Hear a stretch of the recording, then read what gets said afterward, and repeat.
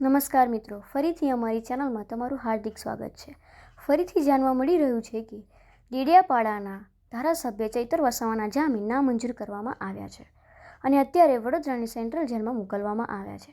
અગાઉ પણ એમની ઉપર કેસ થયો હતો અને સરકારી દલીલોના આધારે વડોદરાની સેન્ટ્રલ જેલમાં મોકલવામાં આવ્યા હતા।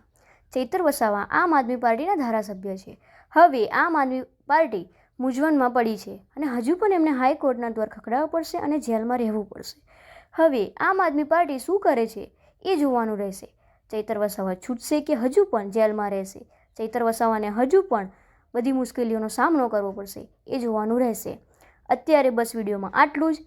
કોમેન્ટ કરજો, લાઇક કરજો અને નવા વિડીયો માટે ચેનલને સબસ્ક્રાઈબ કરવાનું ભૂલશો નહીં। નમસ્કાર।